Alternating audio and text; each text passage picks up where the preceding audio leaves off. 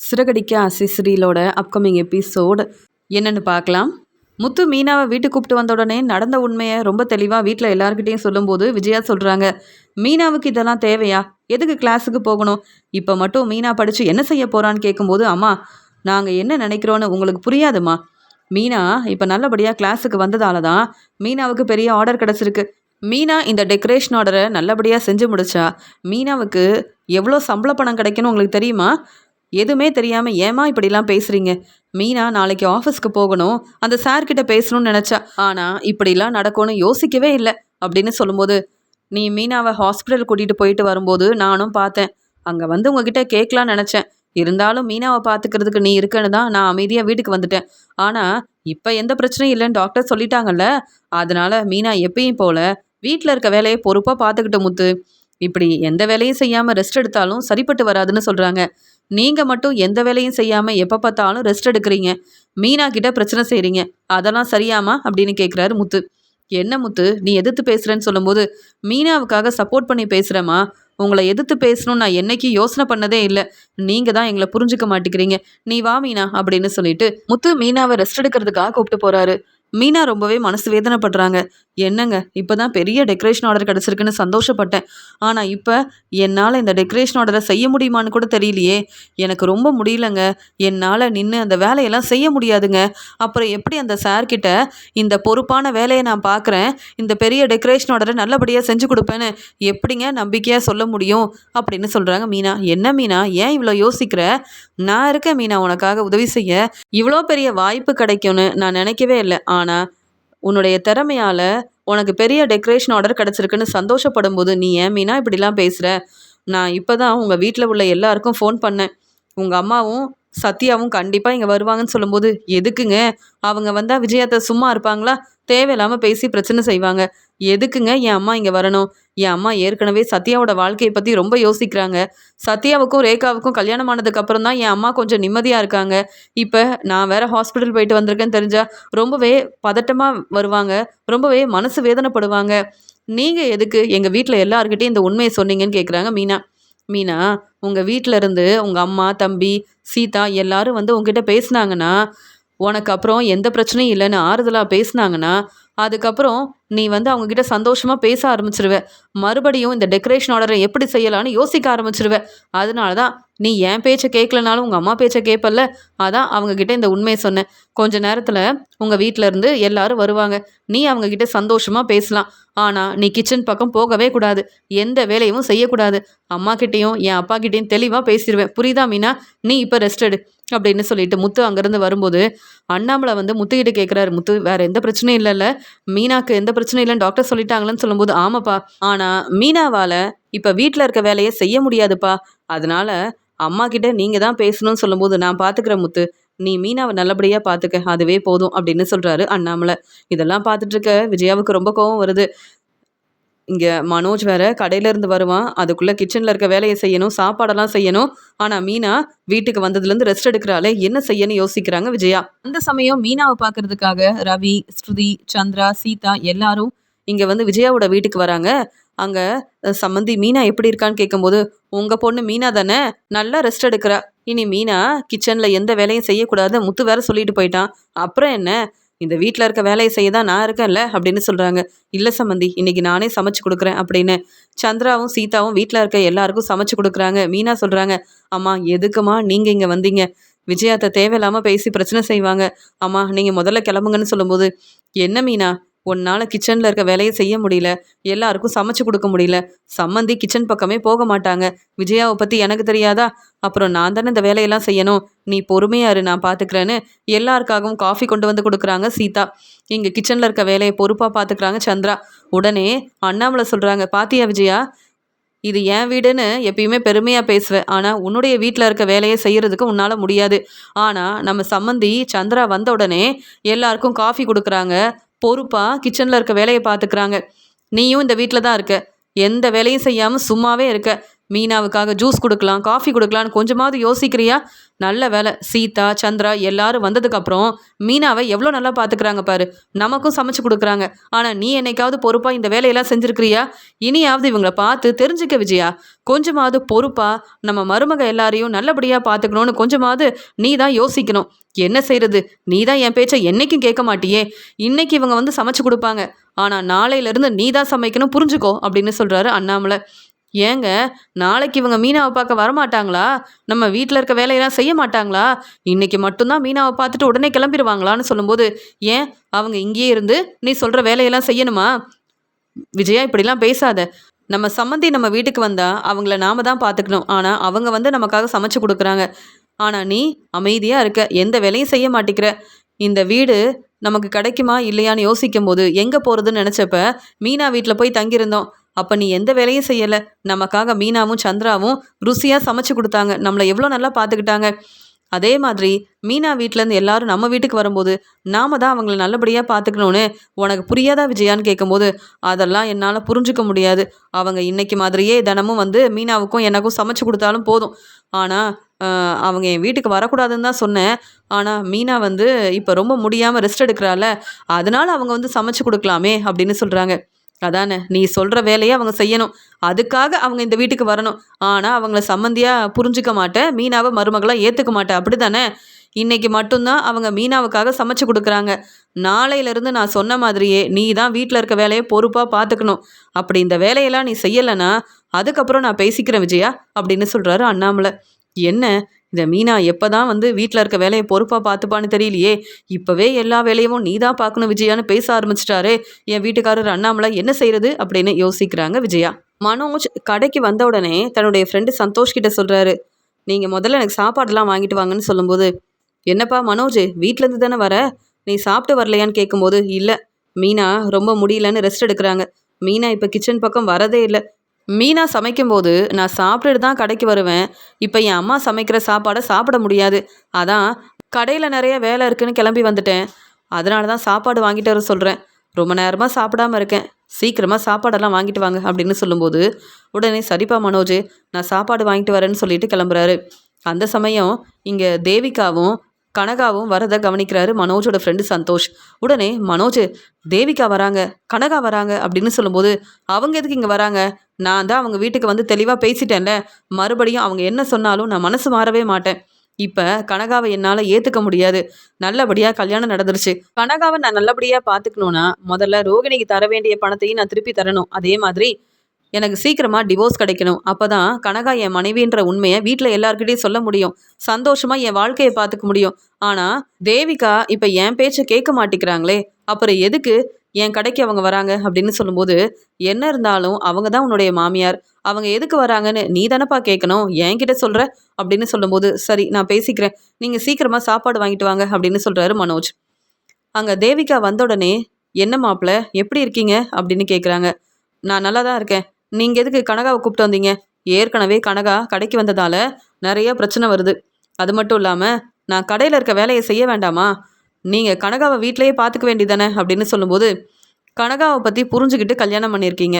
கனகா உங்கள் கடைக்கு வந்ததுக்கப்புறமா இந்த கடைக்கு தான் வருவேன்னு என்னை கூப்பிட்டு வந்திருக்காங்க. உங்ககிட்ட நான் தெளிவாக சொல்லியிருக்கேன். கனகாவை கல்யாணம் பண்ணிக்கிட்டதுக்கப்புறம் கனகாவோட வாழ்க்கை சந்தோஷமாக இருக்கணும். அப்போ தான் நான் உங்களுக்கு உதவி செய்வேன்னு. நீங்கள் ஏன் என் பேச்சை கேட்க மாட்டேங்கிறீங்க? கனகாவோட வாழ்க்கையை பற்றி ஏன் யோசிக்க மாட்டேங்கிறீங்க? உங்களுக்கு எப்படியும் சீக்கிரமாக டிவோர்ஸ் கிடைக்க தான் போகுது அப்படின்னு தேவிகா பேசுகிறாங்க. அதெல்லாம் இருக்கட்டும், முதல்ல டிவோர்ஸ் கிடைக்கட்டும், அதுக்கப்புறமா பேசிக்கலான்னு சொல்கிறாங்க. என்ன இருந்தாலும் இப்போ நீங்கள் கனகாவை கல்யாணம் பண்ணிக்கிட்டீங்க. உங்கள் மனைவி கனகா தானே. அவங்கள பார்க்கணும் பேசணும்னு நீங்கள் வீட்டுக்கு வரலாமே, இல்லை கனகாவை சுற்றி பார்க்க கூப்பிட்டு போகலாமே. இப்படி எதுவுமே செய்யாமல் இருந்தா கனகா உங்களை பற்றி கேட்டுக்கிட்டே இருக்கா. நான் என்ன சொல்ல முடியும் மாப்பிள்ள? இல்லை கனகாவை பேசாமல் உங்கள் வீட்டுக்கு கூப்பிட்டு போங்கன்னு சொல்லும்போது, என்ன சொல்கிறீங்க? நான் ஏற்கனவே எனக்கு டிவோர்ஸ் கிடைக்கணும்னு சொல்லிட்டு இருக்கேன். அது மட்டும் இல்லாமல் ரோகிணிக்கு தர வேண்டிய பணத்தை இன்னும் நீங்கள் கொடுக்கவே இல்லையே. அப்புறம் எப்படி இந்த உண்மையை எங்கள் வீட்டில் எல்லாருக்கிட்டையும் சொல்ல முடியும்? அப்புறம் என் அம்மா என்கிட்ட கேள்வி கேட்பாங்க. உண்மையாகவே கனகா பெரிய பணக்கார வீட்டு பொண்ணு தான். ஆனால் தேவிகா இப்போ வரைக்கும் சப்போர்ட் பண்ணாமல் தானே இருக்காங்கன்னு கேள்வி கேட்டால் நான் என்ன செய்ய முடியும்னு சொல்லும்போது, அதான் உங்களுக்கே தெரியும், நாங்கள் நல்லா வசதியாக இருக்கோம். கனகாவை நான் எவ்வளோ நல்லா பார்த்துக்கிறேன்னு உங்களுக்கு தெரியும். உண்மையாகவே கனகா பெரிய பணக்கார வீட்டு பொண்ணுன்னு விஜயாவுக்கு தெரிஞ்சா அவங்க கனகாவை மருமகளாக ஏற்றுப்பாங்க. அப்புறம் எதுக்காக இவ்வளோ யோசிக்கிறீங்க மாப்பிள்ள? இந்த உண்மையை உங்கள் வீட்டில் நீங்கள் சொல்கிறீங்களா, இல்லை நானே சொல்லட்டுமா? இல்லை நீங்கள் தான் யோசிக்கிறீங்க. ஆனால் இந்த உண்மையை நான் சொன்னால் அவங்கக்கிட்ட மெதுவாக பேசி புரிய வைப்பேன். அதனால தான் என் பொண்ணு கனகாவை பற்றி நீங்கள் யோசிக்காமல் இருக்கலாம், நானும் யோசிக்காமல் இருந்தால் எப்படி?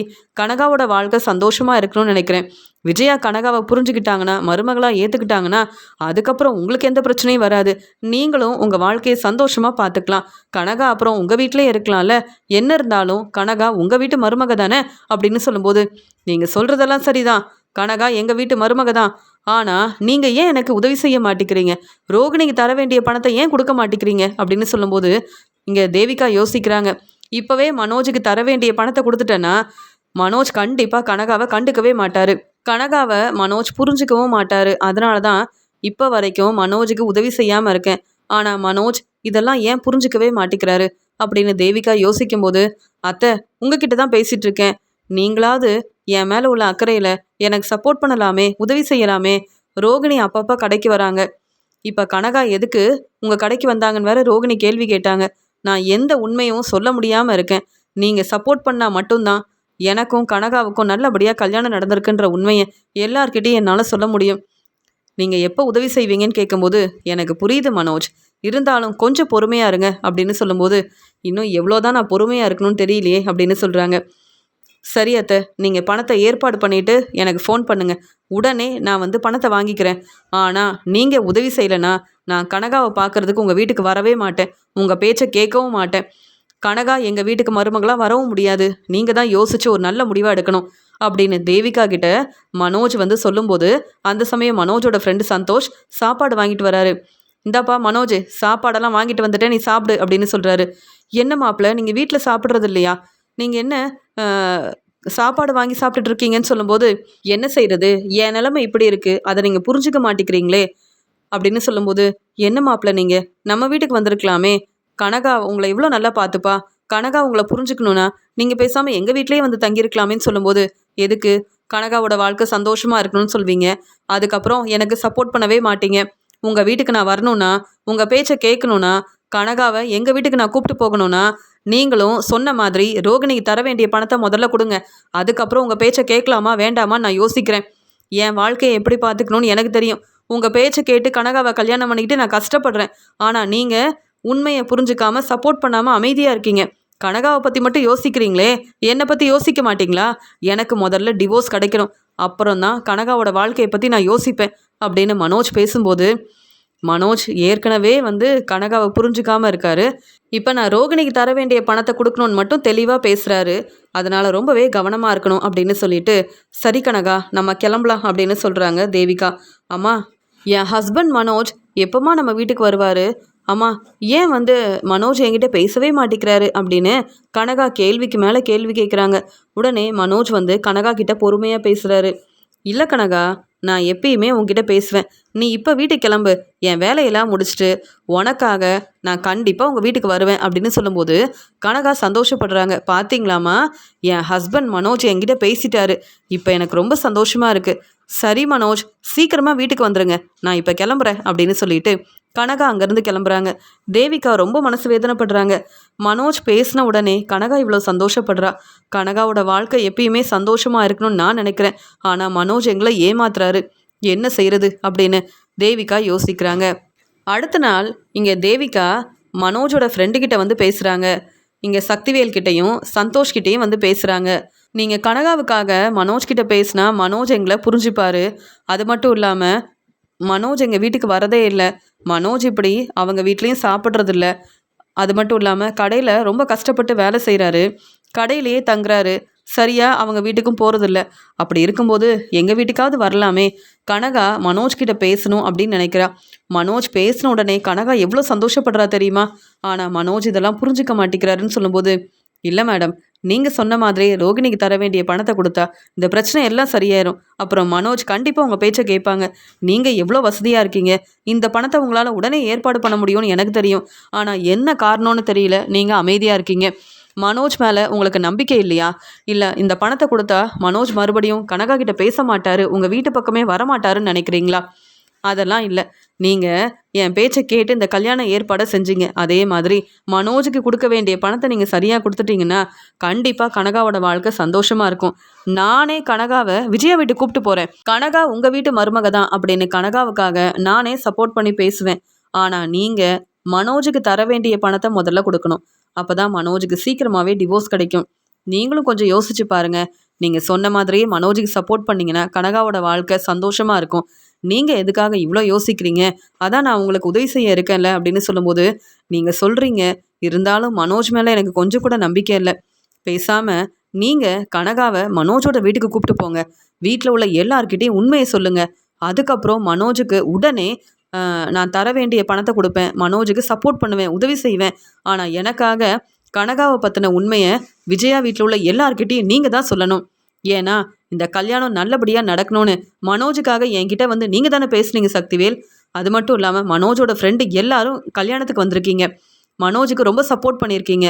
இந்த கல்யாணம் நல்லபடியாக நடக்கணும்னு என்கிட்ட பேசினதே நீங்கள் எல்லாரும் தான். அப்போ நீங்கள் தானே எனக்கு உதவி செய்யணும் அப்படின்னு சொல்லும்போது, என்ன மேடம் நீங்கள், உங்களுக்கு நான் உதவி செஞ்சால் அப்புறம் மனோஜ் என்கிட்ட கேள்வி கேட்பானே, நான் என்ன செய்கிறதுன்னு சொல்கிறாங்க. மனோஜை பற்றி நீங்கள் யோசிக்க வேண்டாம். எனக்கு என் பொண்ணு கனகாவோட வாழ்க்கை சந்தோஷமாக இருக்கணும். மனோஜ் வந்து விஜயா வீட்டில் தானே இருக்காரு. அதே மாதிரி கனகாவும் விஜயா வீட்டில் இருந்தா அப்புறம் மனோஜ் கனகாவை புரிஞ்சுப்பாருல்ல. எங்கள் வீட்டுக்கு மனோஜ் வர வேண்டாம், ஆனால் கனகா மனோஜோட வீட்டுக்கு கண்டிப்பாக போகணும் அப்படின்னு சொல்கிறாங்க தேவிகா. உடனே மனோஜோட ஃப்ரெண்டு யோசிக்கிறாரு. சக்திவேல் சொல்கிறாரு, வேற வழியே இல்லை, தேவிகா பேச்சை கேட்டு தான் ஆகணும். நாளைக்கே கனகாவை கூப்பிட்டுட்டு நான் விஜயா வீட்டுக்கு போகிறேன். ஆனால் விஜயா கிட்ட என்னால் பேச முடியாது. அப்புறம் விஜயா தேவையில்லாமல் என்கிட்ட பேசி பிரச்சனை செய்வாங்க. ஆனால் விஜயா வீட்டுக்கு கனகாவை நான் கண்டிப்பாக கூப்பிட்டு போகிறேன். சந்தோஷ், நீயும் கண்டிப்பாக வரணும்னு சொல்லும்போது, மனோஜுக்கு சப்போர்ட் பண்ணுறதால இன்னும் எனக்கு என்னென்ன பிரச்சனை வரப்போதோ தெரியல அப்படின்னு மனோஜோட ஃப்ரெண்டு சந்தோஷ் யோசிக்கிறாரு. அடுத்த நாள் சந்தோஷும் சக்திவேலும் தேவிகாவை விஜயாவோட வீட்டுக்கு கூப்பிட்டு போகிறாங்க. ஆனால் தேவிகா கிட்ட சொல்கிறாங்க, மனோஜ் இங்கே தான் இருக்கான், இந்த வீட்டில் தான் இருக்கான். நீங்கள் விஜயா வீட்டுக்கு போனதுக்கப்புறம் மனோஜை கூப்பிட்டு பேசுங்க. வீட்டில் எல்லார்கிட்டையும் நான் தான் மனோஜோட மனைவி, மனோஜை நான் ஏன் வீட்டுக்கு கூப்பிட்டு போகிறதுக்காக வந்திருக்கேன்னு பேசுங்க. உண்மையை சொன்னாதான் மனோஜ் புரிஞ்சுப்பாரு. மனோஜ் தினமும் உங்களை கடை கூப்பிட்டு வருவார். மனோஜ் உங்கள் ஹஸ்பண்ட் தானே, மனோஜை பற்றி நீங்கள் தான் பேசணும் அப்படின்னு சொல்லும்போது, அப்படியா, என் ஹஸ்பண்ட் மனோஜ் இங்கே தான் இருக்காரா? முன்னாடியே சொல்லியிருந்தா நான் இங்கே வந்திருப்பேனே.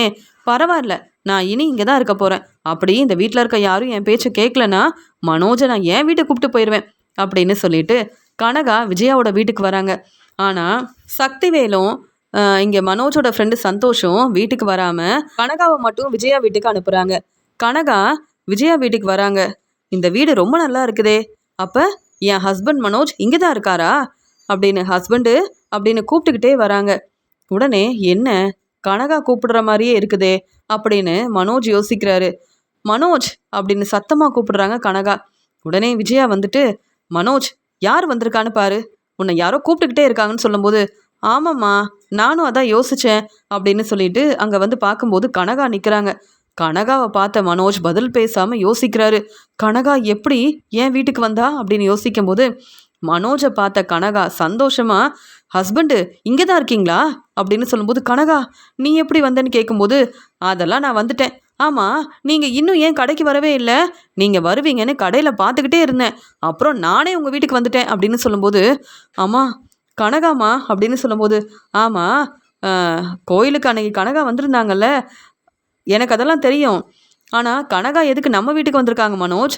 ஆமாம், உன்கிட்ட எதுக்கு பேசிகிட்டு இருக்காங்கன்னு சொல்லும்போது, நம்ம கடைக்கு கனகா அப்பப்போ வருவாங்களான்னு கேட்கும்போது பதில் பேச முடியாமல் அமைதியாக இருக்கார் மனோஜ். முத்து, மீனா, ரவி, ஸ்ருதி, அண்ணாமலை எல்லாரும் அங்கே வந்து மனோஜை கவனிக்கிறாங்க. மனோஜ் பதில் பேசாமல் அமைதியாக இருக்கும்போது உடனே முத்து மீனா கிட்ட சொல்கிறாரு, மீனா கனகாவோட கல்யாணத்துக்கு தானே நம்ம டெக்கரேஷன் ஆர்டர் எடுத்து செஞ்சோம். ஆனால் கனகா எப்படி நம்ம வீட்டுக்கு வந்தாங்க? கனகா உங்கள் அம்மா தேவிகா வந்திருக்காங்களான்னு கேட்கும்போது, இல்லையே எங்கள் அம்மா வரல, நான் தான் வந்தேன் அப்படின்னு சொல்லும்போது, எதுக்கு கனகா இங்கே வந்தீங்க அப்படின்னு சொல்லும்போது, மனோஜ் இங்கே தானே இருக்காரு, அப்போ நானும் இங்கே தானே இருக்கணும்.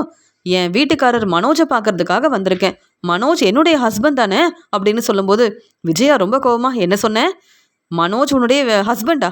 என்ன பேசிகிட்டு இருக்க அப்படின்னு கேட்கும்போது, என்ன மனோஜ் இவங்க யாரு, ஏன் இவ்வளோ சத்தமாக பேசுகிறாங்க? இப்படிலாம் பேசினா எனக்கு பிடிக்காது மனோஜ் அப்படின்னு சொல்கிறாங்க.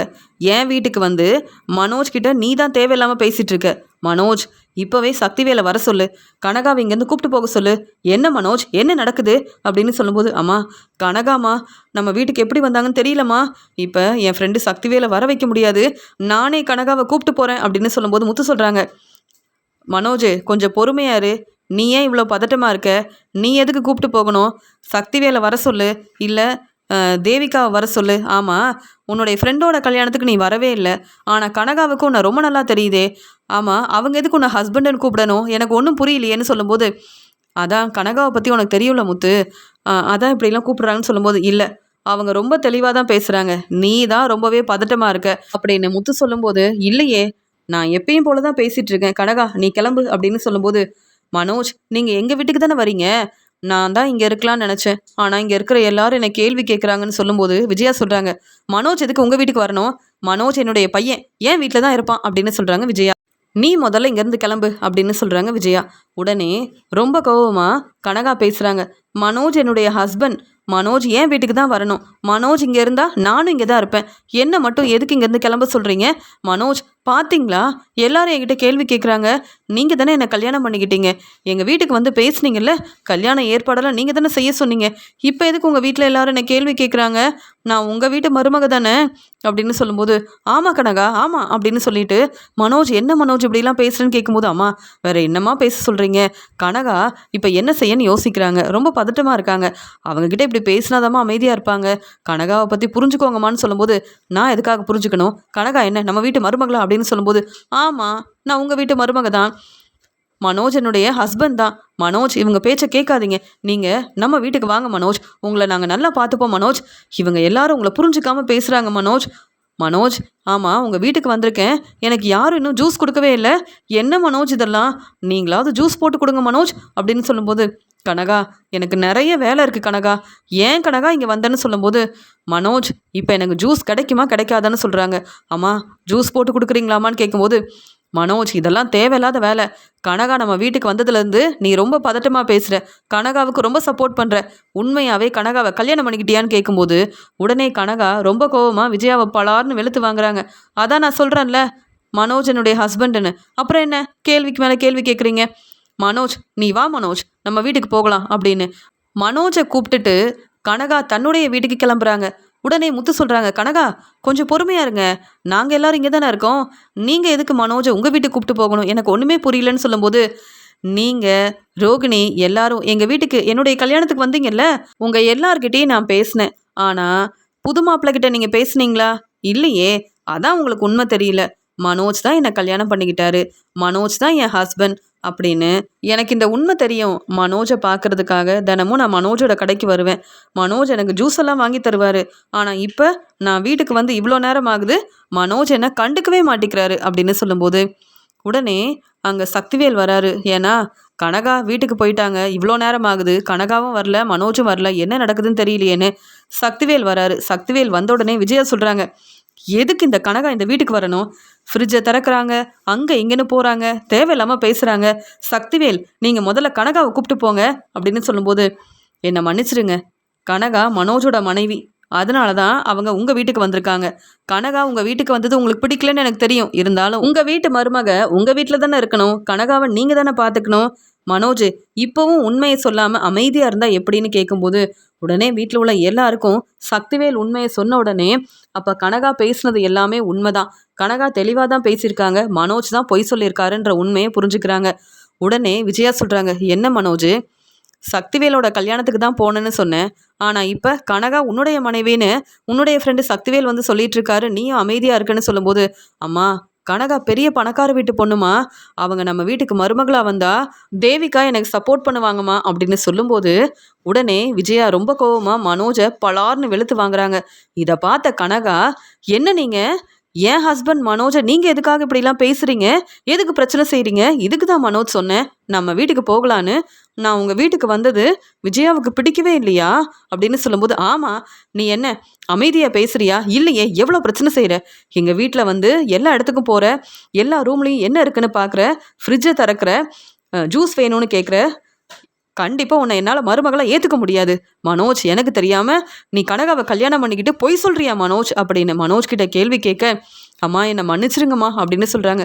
மனோஜ் என்னுடைய ஹஸ்பண்ட், மனோஜ் கிட்ட கேள்வி கேட்காதீங்க விஜயா, எனக்கு பிடிக்காதுன்னு சொல்கிறாங்க. நீ எதுக்கு என்கிட்ட பேசுகிற? நான் என் பையன் மனோஜ் கிட்ட தான் பேசுகிறேன்னு சொல்லும்போது விஜயாவை மறுபடியும் பலார்னு வெளுத்து வாங்குறாங்க கனகா. இனி கனகா கிட்ட பேசவே கூடாதுன்னு கனகாவை முதல்ல இங்கிருந்து கூப்பிட்டு போ மனோஜ், இனி நீயும் இந்த வீட்டு பக்கமே வராத அப்படின்னு கனகா பேசின பேச்சால மனோஜ் மேலே ரொம்ப கோவமாக இருக்காங்க விஜயா. கனகாவும் சக்திவேலும் வீட்டுக்கு வந்ததால எல்லாருக்கும் உண்மை தெரிஞ்சிருச்சு. இப்போ என் அம்மா உண்மையை புரிஞ்சுக்கிட்டு நானும் இந்த வீட்டுக்கு வரக்கூடாதுன்னு சொல்லிட்டாங்க, வேற வழியே இல்லை, கனகா வீட்டுக்கு தான் போகணும் அப்படின்னு கனகாவை கூப்பிட்டுட்டு மனோஜ் அங்கேருந்து கிளம்புறாரு. இங்கே அண்ணாமலை வீட்டில் உள்ள எல்லாருக்கும் உண்மை தெரிஞ்சதால இங்கே அண்ணாமலை சொல்கிறாங்க, விஜயா மனோஜுக்கு நீ ரொம்ப சப்போர்ட் பண்ண, இன்னைக்கு மனோஜ் என்னுடைய வீட்டுக்காரர் தான் அப்படின்னு கனகா வந்து பேசினதுக்கு அப்புறமா தான் உண்மையை புரிஞ்சுக்கிட்டோம் அப்படின்னு மனோஜ் மேலே ரொம்ப கோவமாக இருக்காரு அண்ணாமலை.